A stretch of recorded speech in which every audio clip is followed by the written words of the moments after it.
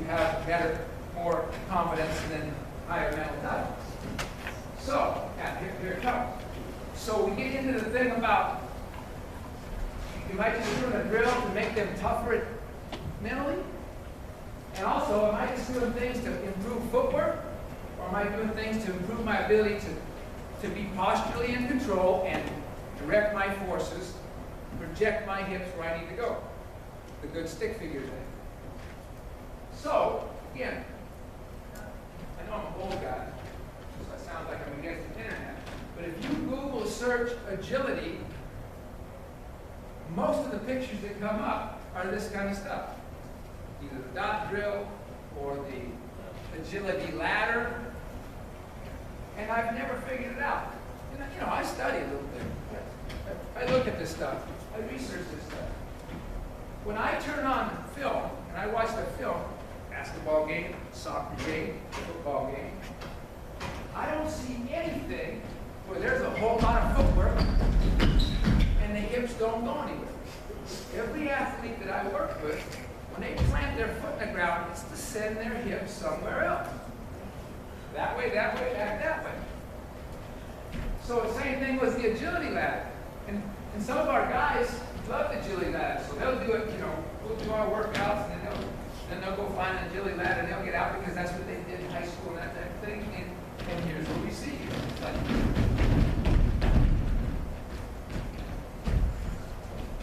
all this fast footwork and then they jog out of it. But it should be exact opposite, right? It should be plant this, drive this, do that. And any type of short little jab step footwork should only be mainly for deceleration and reacceleration. So again, where do you see that when you take the picture? Where do you see that whole bunch of footwork where it didn't drive your knees apart and get your hips to go somewhere else? Where does that apply? So it gets down to the, again, what are you conditioning? Are you just conditioning to make them tougher mentally? Or are you conditioning to make them better? Technically, physically. Most of you know what gassers are, right? I mean, that's American football deal. Gassers. And I used to have them do gassers. Not for about 20 years. My first part of being a football coach and a strength and conditioning coach for football, we did gassers. But as I watched the gassers, this is what I saw.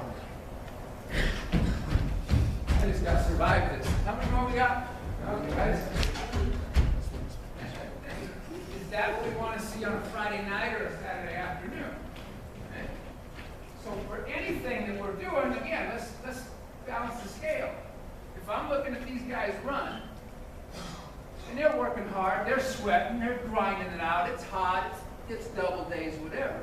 But what are we really seeing? Same thing, late negate effect, right, coach? All right? I'm seeing every time they land, there's a lot of space in between those legs. So I'm actually training them, conditioning them to be slower, spend more time on the ground, and most likely pull something or tear something from that training, as opposed to other types of things which get them not only to compete a little better, but also have them doing it more technically sound. When they put their foot in the ground, their hips go in a desired direction. And it does so quickly and efficiently. Okay? Better stick figures, worse stick figures. So again, what am I working for? Is it about mental toughness? Or is it about being able to practice and be in a game and finish with a durability to it? A power reliability. Quick recovery from play to play and series to series. So you play hard, you play fast, and you're able to finish everything. And that should give you some confidence in your ability to be mentally tough. So hopefully I've kind of given the idea that I like to simplify things. Why simplify? So those of you that are team coaches, team sport coaches, and you have more than just a few athletes to work with, what does a session look like for you? Well, it looks like this. There's a whole bunch of people out there that you've got to try to get conditioned or trained in a certain way. And even the more we know about what looks right, what should be right, and correct movements and things like that, how do you convey that to every single person?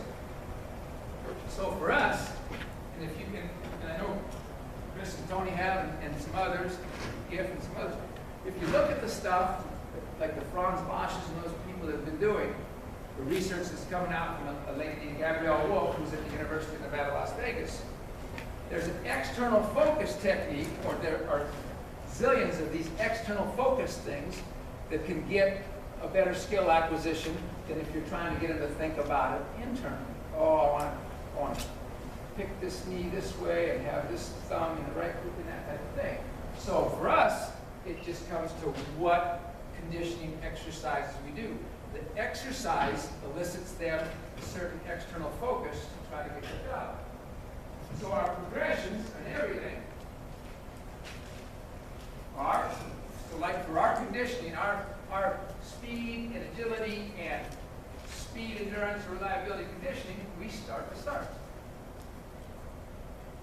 2-point laterally, 2-point backward, those types of things. And then we start working in and out of those. We accelerate. From the very first day, we come and start workouts.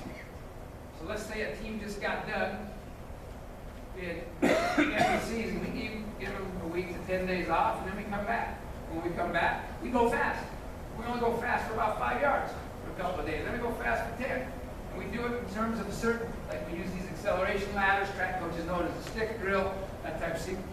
And all we're getting them to do is understand that they've got to get good stick figure action and push back to the ground. Don't just let the foot fall. Most common mistake in acceleration.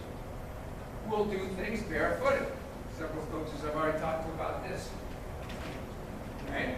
So we're going to do things barefoot. We'll do it on the turf. We'll do it on the grass. We even do it on a gym floor. I'll explain even more from that. And then we start getting into the actual condition of several sprint intervals and things like that. But this could be several weeks or even a whole training phase before we get to this thing. Let's become efficient in how we move, and then this stuff goes a lot better. I'll go more on that too in the next talk about the planning of the training. Why start with starts? Because if we're going to be good at agility, in other words, the ability to change direction and move at different angles, we better be able to go at those angles from a dead stop. So even as simple as just a good lean fall run can sometimes get messed up. All we're looking for, again, is a straight stick figure and into an acceleration.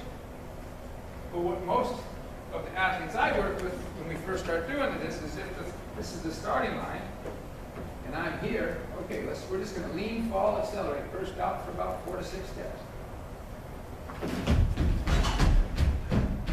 And what did I do? I was here, I started to lean and fall, and all of a sudden I left my hips behind, and then my heels were behind, and it's just Fred Flintstone, yabba dabba do. So we have to spend time on that. We want hip projection and postural control. And once they get that work out of it, then we can start doing it from a start. Square stance, stagger stance, those type of things. And then we work it laterally. Open step, crossover step. Same thing has to apply though. The hips have to go. We cannot leave the hips behind. Drop step. So it works for every type of athlete. And we use it for every type of athlete. Even the sprinters who only go straight ahead out of the blocks. Actually did a study on it. We took 107 athletes one summer. Actually over 2 summers. Football, maybe with basketball, track athletes. So not all of them were adept at just being able to do accelerations. We timed it, and we also filmed it in terms of certain checkpoints. Because you also get in these debates, like baseball coaches, well, when we want people stealing bases, they have to cross over. Why do they have to cross over? Well, it's better, it's quicker than an open step. Well, let's find that out. So, that's not a true statement. Open step's not slower than a crossover step. Drop step's not slower than, all those things are not necessarily slower or faster. It all depends on the person and the style or technique of their starting position. If they're a taller, more upright person, then the crossover can work because they get the moving immediately. But if there's one of those people that are down low like this, like a linebacker or something like that, the crossover then, the hips get delayed and they don't go. So in that case, you might as well pry the knees apart and then go. And that's what we found. Whatever start worked best was the start that got their hips projected immediately. So the same thing applies to when they're doing cutting and moving. It's all about how they displace their torso. Whether it be open, across, or drop, or spin, or whatever. Again, we get back to this ability to make transitions within your own body. And when those transitions are made within your own body, can you drive the knees apart, use good postural control, and burst out with the proper stick figure? Turn and run mechanics. So again, do we spend time working on turn and run mechanics? First from a dead stop, and then working in and out, decelerating in and out of those turn and run mechanics? Or do we spend time on that? I'm not trying to bash the dot drill. I'm just asking you to balance it out and think about where you want to spend most of your time.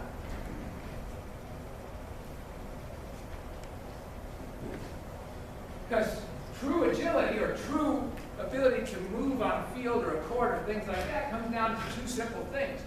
Your ability, your decision, and your ability to make either a speed cut or a power cut. Speed cut is a pivoting action. It's off the inside leg. If I'm trying to cut around this box, but I'm doing it from this angle, and I'm going to the edge of the stage, then as I do that, I shouldn't need to drop. I should be able to be like a 200-meter runner around the track. I should be able to roll over this knee, roll over this leg and drive this knee right in the direction of my destination. But if the box is out here and I got to go back in that direction, I'm not able to speed cut that. So now I got to use postural control, sit, dip, drive, and if I do that correctly, I don't have to plant my foot out here to try to get my hip going that direction, and all of a sudden I'm taking 2 steps and my hips have gone nowhere. Back to the dot drill. Okay? I should be able to keep this postural control, plant, drive the knees apart, and that's easy to see as a coach. Are they able to be in that postural control and drive the knees apart? I don't know why I'm showing it, I got a picture of it. So these softer angles, if you're using good mechanics and postural control, you should be able to, again, look like a 200-meter sprinter as you go. Okay? So this guy here, he was an OK player, of course. Anyway, you see that. He's planted the foot, it's the inside foot, he's going to his left, and we know that he's executing that correctly because the foot's on the ground, he's almost a toe off, and the knee's out in front, instead of that gap in between the legs that we saw that guy doing the gassers or running the long sprints doing. He wasn't training himself to be able to make this cut. Likewise, that harder cut, we got to sit, dip, and drive on, those are harder angles. That's a push off the outside foot. Got to have postural control. Same guy, different game, same direction. So now he's got to push off the outside foot, but we know he's executing it correctly because he's just about to toe off, the knees in front, and driving apart, and away we go. Maybe that's why he wasn't such a shabby player. Same guy, same direction, 2 different styles. But each way, you see good stick figure actions and not a lot of little crumbling and false stepping from there. So why train with certain acceleration modes? Like for us, hill sprints is a big thing. Hill sprints is a big thing because it's the hill that's doing better coaching than I am. Instead of me telling them certain things that they got to do, and I'll still cue them, but the cues are a lot easier when you have a hill, and our hill's not very steep. They're 5 degree or 7 degree. Actually, I have that on here too. A 3 to 5 degree slope. So for most people, that's just like an on-ramp. In fact, I can remember many, many years ago, I'm listening to Jim Bush, the legendary UCLA track coach, talk. and he loves hill sprints too. More so for like 400-meter training, but then he became a Major League Baseball conditioning coach in Florida, of course, because that's where all Major League Baseball is during winter. And there's no hills in Florida. So what he did is he took them to on-ramps. If you have no hills, then you've got to find on-ramps. And for us, we just use ramps. We're actually now gotten to the point where we've had some hills made at different degrees, but you can always apply maximum speed. And the hill's usually going to force them to get the foot back down and drive the hips into it. It's pretty hard to be very successful on the hill when you're sitting back or leaning back or stride. So we always go fast. We don't try to ease up the hill. We go fast. We may only go fast for 5 yards or 10 meters or something like that, but we're always trying to work that. It also allows them, or kind of forces them into getting better elbow back pump so that they can get the knees apart, those type of things. The hill's a better coach than I am from that standpoint. Same thing with sleds.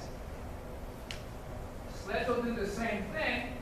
In fact, you can even do it with young kids that are struggling. All of a sudden they're struggling with this whole drive knees apart, push back in the ground. All you do is go behind them, grab them by the belt or by the waistband, and say, okay, now start to take off. And all of a sudden they get a little more direction.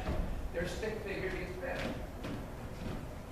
All you got to remember is that we want the load on the hip because it's about hip projection. You load up the shoulders like you see some of the things on the internet or even in the catalogs, and all of a sudden they do feel like they can get sled going by doing this and leaving their hips behind. Then you have the wrong stick figure. And it's not about the load. All you need is a little bit of a load to elicit the right response. And let's remember, if we got too much of a load, then that guy's a tomato landing every time instead of a Super Bowl. And then we use soft surfaces. For our purpose, it's a sand pit. It's about 30 yards long. It's about 5 meters wide. I mean, we're only about 50 miles from the coast, but it's still easier to bring a sand pit to us than us bringing it to the ocean. You can use a dirt surface. You can use a lot of different things. The reason for it is it's uneven and unstable. Okay? And again, if you followed some of the Franz Bosch stuff, things like that, when you are trying to move, whether it's acceleration or top speed, either one, the whole idea is you better attack the ground from above. Because if you're one of those people that's back behind you, your foot's always attacking the ground from behind, or you're overstriding, your foot's always attacking the ground from the front. The undulating surface is going to kick your ass. But it's good. It's going to let you know right now you're not going anywhere. But if you can accelerate properly, get up on top of the sand, and then when you start getting into top speed, keep that postural control and stay on top of the sand. Even when there's a dip, you'll attack the dip from above. Even when there's a hump, you'll attack the hump from above, and all of a sudden your mechanics are there. So when you get back on regular ground, all of a sudden those things are starting to become more Super Bowl-like. That's available. You also apply it to change of direction. For those people that, like we were talking about that power cut, they're those guys that like to kind of drop that foot outside the hip so they can go in that direction. You do that in the sand, you just go deeper and deeper and deeper, and you have a harder time getting out of the sand, and a lot of times you're going to eat sand. But if you're one of those people that'll keep postural control, put that foot underneath you and drive back, the sand says, oh yes, good, young grasshopper. And again, why barefooted? Because again, to use some things that Chris was talking about, yeah, a lot of people are into stiffness and all that type of thing. Well, sometimes we make shoes so good now that they can land anywhere they want, and it's comfortable and okay. So for me, sometimes I can get better running mechanics out of them, especially when I got a large group of people. I just said, okay, shoes and socks off. Okay? Not to offend anybody, but we say, this is Playboy, not Victoria's Secret. Because a lot of kids will want to do it in their socks. Oh, he just wants our shoes off because our shoes are too comfortable. No, I want the toes exposed. When the toes are exposed, you're more likely to attack the ground properly, not only in landing, in terms of the toes are up, you're over the front half of the foot and attack it down from above, which will also lock